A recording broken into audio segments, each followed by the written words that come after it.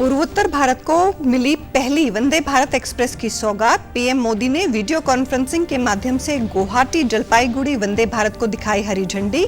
कहा, असम सहित पूर्वोत्तर की रेल कनेक्टिविटी के लिए बड़ा दिन।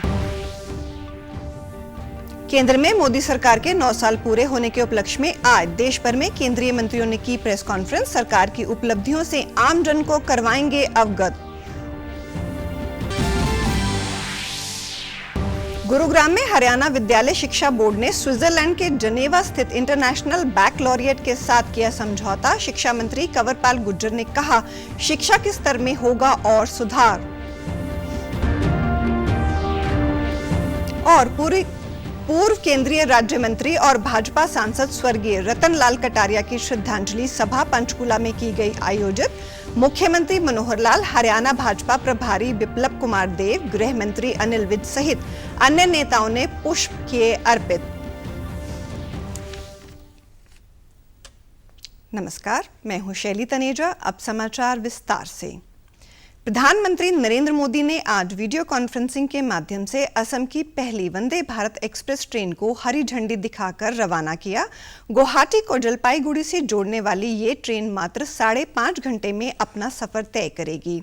आधुनिक सुविधाओं से सुसज्जित इस ट्रेन के चलने से पूर्वोत्तर में पर्यटन उद्योग को बढ़ावा मिलेगा और सामाजिक व आर्थिक विकास को समृद्ध करेगा। इस मौके पर प्रधानमंत्री ने लोगों को संबोधित करते हुए कहा कि आज असम सहित पूरे पूर्वोत्तर के लिए बहुत महत्वपूर्ण दिन है। नॉर्थ ईस्ट से जुड़े 3 काम हो रहे हैं। नॉर्थ ईस्ट को पहली made in India Vande Bharat मिल रही है। दूसरा ये कि पश्चिम बंगाल को जोड़ने वाली तीसरी वंदे भारत है और असम व मेघालय के लगभग 425 किलोमीटर के ट्रैक पर विद्युतीकरण का काम पूरा हो गया है। एक्टिविटी से जुड़े 3 काम एक साथ हो रहे हैं। पहला, आज नॉर्थ ईस्ट को अपनी पहली made in India Vande Bharat express मिल रही है। दूसरा, ये पश्चिम बंगाल को जोड़ने वाली तीसरी वंदे भारत एक्सप्रेस है।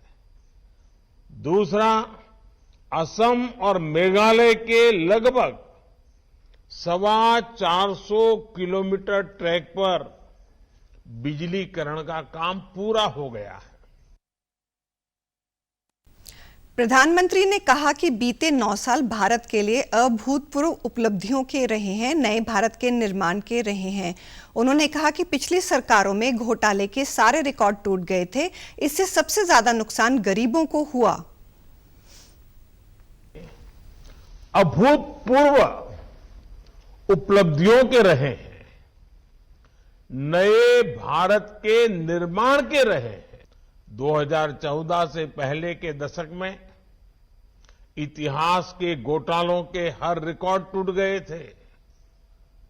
इन घोटालों ने सबसे ज्यादा नुकसान देश के गरीब का किया था, देश के ऐसे क्षेत्रों का किया था जो विकास में पीछे रह गए थे। केंद्र में प्रधानमंत्री नरेंद्र मोदी की अगुवाई वाली सरकार के 9 साल पूरे होने पर भारतीय जनता पार्टी भव्य कार्यक्रमों के आयोजन की तैयारी कर रही है। कल 30 मई से शुरू होने वाले बीजेपी का विशेष संपर्क अभियान 30 जून तक चलेगा। इस दौरान जिला मंडल, शक्ति केंद्र और बूथ स्तर पर विशेष कार्यक्रम आयोजित किए जाएंगे। सरकार के 9 साल के पूरे होने पर 31 मई को अजमेर में बड़ी रैली होगी। इस अभियान का उद्देश्य सरकार की नीतियां और उपलब्धियों को जनता के बीच लेकर जाना है। इस दौरान देश भर में बीजेपी के वरिष्ठ नेता रैलियों को संबोधित करेंगे। इस कड़ी के अंतर्गत मोदी सरकार के कई मंत्रियों ने आज देश के अलग-अलग राज्यों में प्रेस कॉन्फ्रेंस की। प्रधानमंत्री नरेंद्र मोदी सरकार के सेवा, सुशासन और गरीब कल्याण के 9 साल पूरे होने के उपलक्ष्य में भाजपा द्वारा देश में विशेष अभियान चलाया जा रहा है। इस कड़ी में चंडीगढ़ में आज हरियाणा और चंडीगढ़ के संयुक्त कार्यक्रम का आयोजन किया गया। इस दौरान मीडिया के साथ मोदी सरकार द्वारा 9 सालों के दौरान किए गए विकास कार्यों को साझा किया।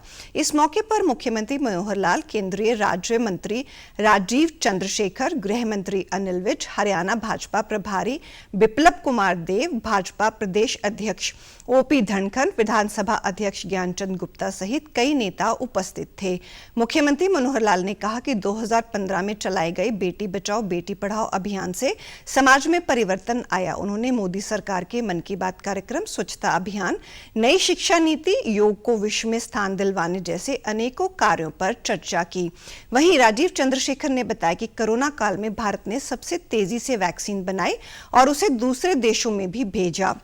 3.5 करोड़ से ज्यादा परिवारों को पक्के घर दिए गए, 80 करोड़ लोगों को मुफ्त राशन दिया गया, 9,000 से ज्यादा आयुष्मान केंद्रों द्वारा सस्ती दवाइयां उपलब्ध करवाई गई। इसके अलावा विश्व का पहला लिक्विड यूरिया प्लांट लगाया गया। पिछले 9 सालों में 21 वंदे भारत ट्रेन चलाने सहित अन्य कई उपलब्धियां शामिल हैं। प्रधानमंत्री नरेंद्र मोदी के नेतृत्व में केंद्र सरकार द्वारा पिछले 9 सालों के दौरान शुरू की गई अनेक जन कल्याणकारी योजनाएं गरीब लोगों के लिए वरदान साबित हो रही हैं। इन योजनाओं से उनके जीवन में बड़ा बदलाव आया है। जींद जिले के लाभार्थियों ने बताया कि इन योजनाओं के शुरू होने के पहले उन्हें जीवन यापन में काफी परेशानी होती थी, लेकिन अब उनके जीवन की दशा और दिशा पूरी तरह बदल गई है। लाभार्थियों ने बताया कि प्रधानमंत्री आवास योजना के अंतर्गत उन्हें पक्का मकान मिलने से बहुत मदद मिली है। इससे पहले कच्चे मकानों में उन्हें काफी परेशानी होती थी। वहीं महिला लाभार्थियों ने खुशी जताते हुए बताया कि उज्ज्वला योजना के तहत निःशुल्क गैस सिलेंडर मिलने से उन्हें धुएं से मुक्ति मिली है।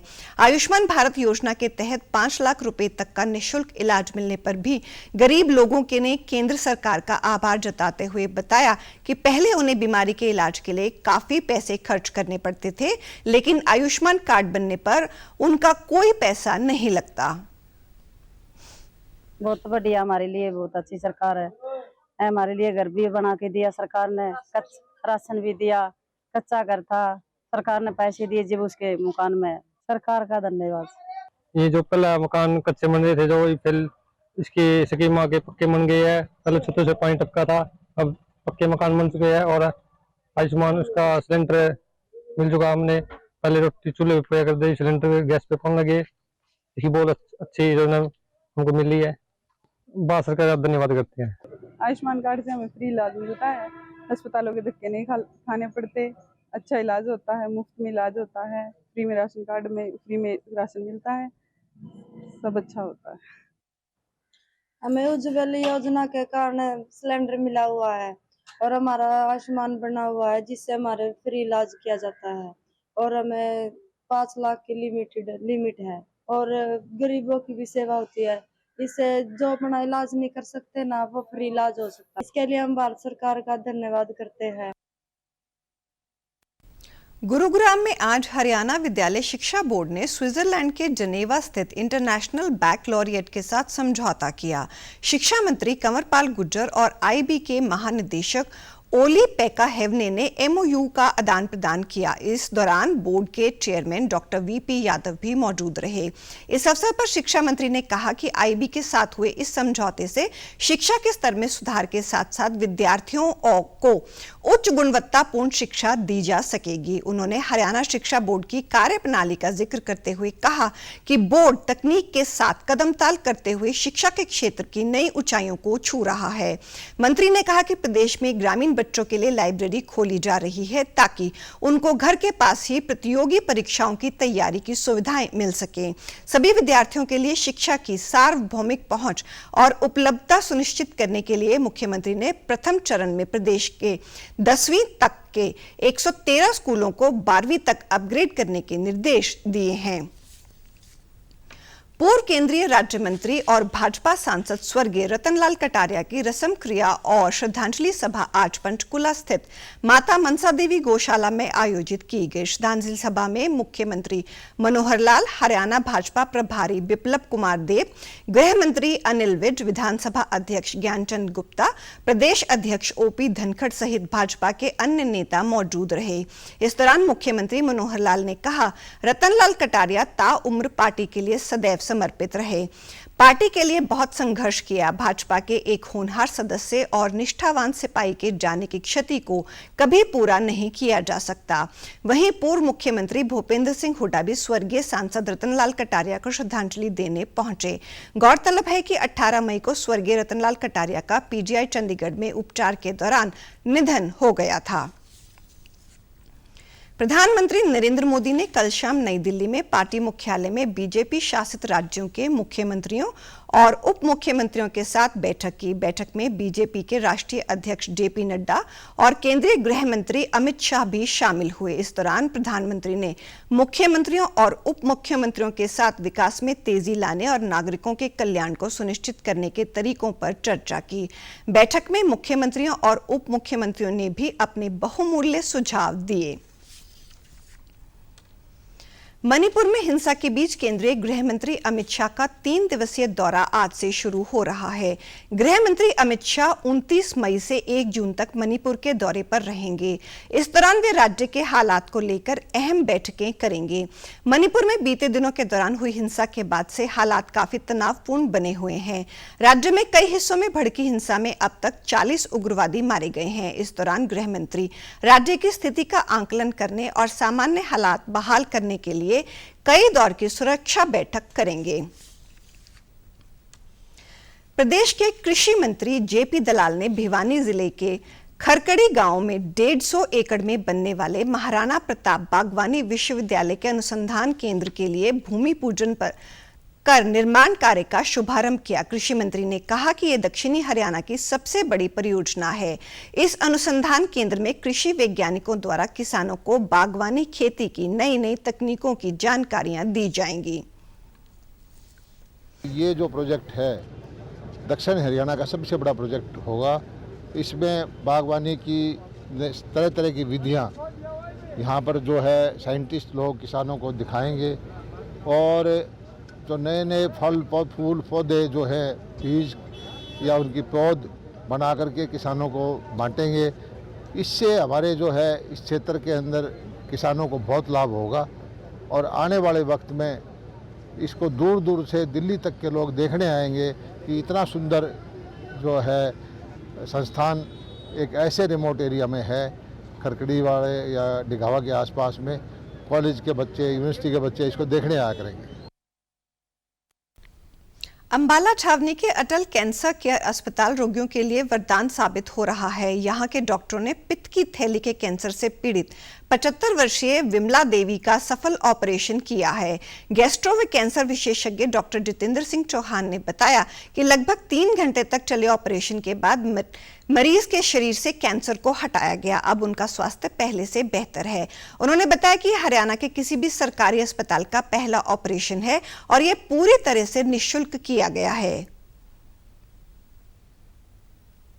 हमारे अटल कैंसर अस्पताल के अंदर विमला नामक की जो महिला है, ये पित्ते की कैंसर से पीड़ित थी।